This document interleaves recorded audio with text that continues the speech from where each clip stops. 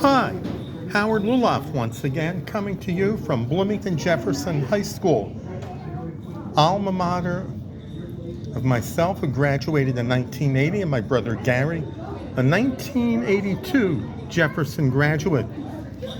I am right here at the Bloomington Jefferson Athletic Hall of Fame.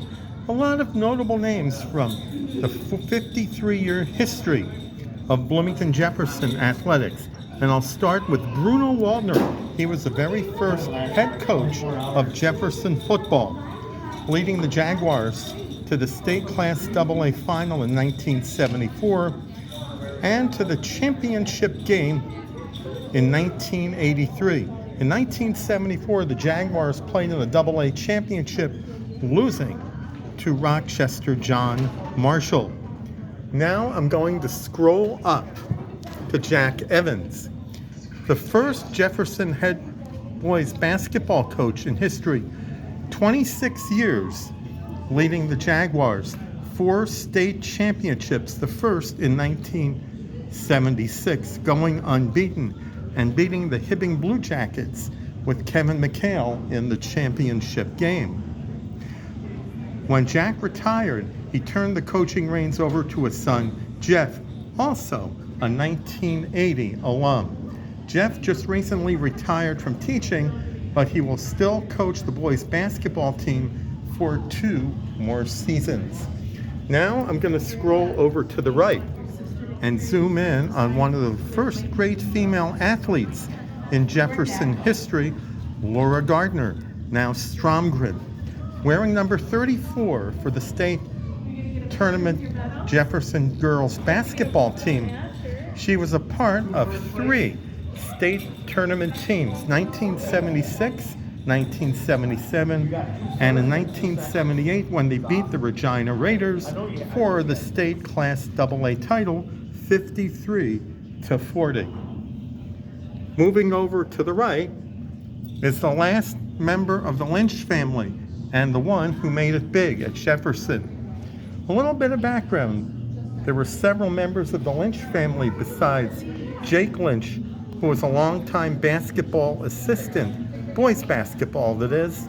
The first was Mike Lynch, an 80 graduate, then John, who graduated in 82, followed by Tim in 85, and Kevin in 87. He was a member of 2 state championship teams in 1986 and 1987. Moving over here, a fellow alum who played on the very first Jefferson boys hockey team, Tom Curvers. Number 6 also played football for the Jaguars, and he was also a member of the Jaguar baseball team. He attended the University of Minnesota Duluth and also played in the NHL. Last year, Tom Curvers passed away. Our condolences go out to him. On the next wall, 3 men who supported Bloomington Jefferson athletics. The first one, and on a personal note, was the guy who broke me in as a PA announcer when he coached the boys' sophomore basketball team, Norm Prinz. Norm was a football, basketball, and track coach at Olson Junior High, now a middle school. And he was also a math teacher for many years at Olson. Also listed on the photo and to the right, actually in the center, is Tom Thomas. He was always present at Jefferson home games. He was a big fan of the Jaguars, and I'm sure he had many of the students on the athletic fields as well as gyms and the ice in his classes over at Olson. Now, scrolling up to the top is Dick Mingo, who was the first head baseball coach in Bloomington Jefferson history. He was also a PA announcer for basketball games at Jefferson and known for his rainbow-colored clothing. As a PA announcer myself, Dick Mingo is one of my major influences as a PA announcer.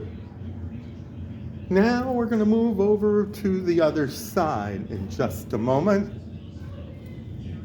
One of the first great female athletes to come out of Jefferson. Tom Rood, who played on the very first Jefferson football team in 1971. For 2 seasons, he would play in the NFL with the Cincinnati Bengals. Now, on the left side are 3 notable coaches. On top is Tom Satterdahl, better known as Sax. He took over from Myron Grafstrom at Bloomington Jefferson and led the Jaguars to their first state tournament in 1980 before he retired in 2022. He won 9 state championships with the Jaguars, one of the great coaches in the history of Minnesota boys high school hockey. Scrolling down into the middle is Wayne Mandery. Wayne was a longtime Phi Ed teacher and swimming coach at Bloomington Jefferson. He coached many individual champions, including an outstanding diver who also graduated in 1980, Craig Scunberg. Now down to the last one in that row, Chuck Coffey. He was a wrestling and girls soccer coach at Jefferson. 62 state tournament entrants in wrestling, 7 in girls golf, and was also the first state champion coach in girls soccer 1980, back in the days when girls and boys soccer were one-class sports. Going diagonal downward is Terry Hunst. Terry replaced Don Kuzma and Stan Shea as head girls basketball coach and led the Jaguars to 3 state championships. Not only did he coach girls basketball at Jefferson, he was also a girls softball coach at Burnsville. He was a co-coach at Burnsville. Now moving up is John Bianchi. On a personal note, I have known him since 1975, when he was the Dean of Students at then Oak Grove Junior High School. He was a long-time assistant coach in boys hockey at Jefferson. 3 of his sons wore the blue and white for the Jaguars. The first one was Steve, the second one was Tony, and the last one was Joe, who scored a hat trick in every state tournament game he played. Now moving up top, it's the first principal in Jefferson history, Dr. Robert Smith, better known as Doc Smith. Every morning, after the school song was played over the PA system, he would greet the students and staff with, "Good morning, Jaguars." He was the longtime principal at Jefferson. Scrolling down to one of the great female athletes of the early 80s, who began her career at Bloomington Lincoln and then moved over to Jefferson when the school closed in 1982, Molly Tadich. Molly would later go on to play for Ellen Mosher Hanson and the University of Minnesota Golden Gophers. Scrolling downward is the first boys soccer coach in history, Don Switzer.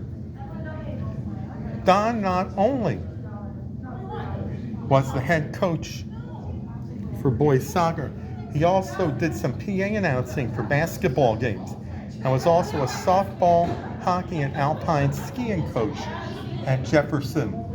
Now we move up to the next row, and the first big name to come out of Jefferson boys basketball, Steve Lingenfelter.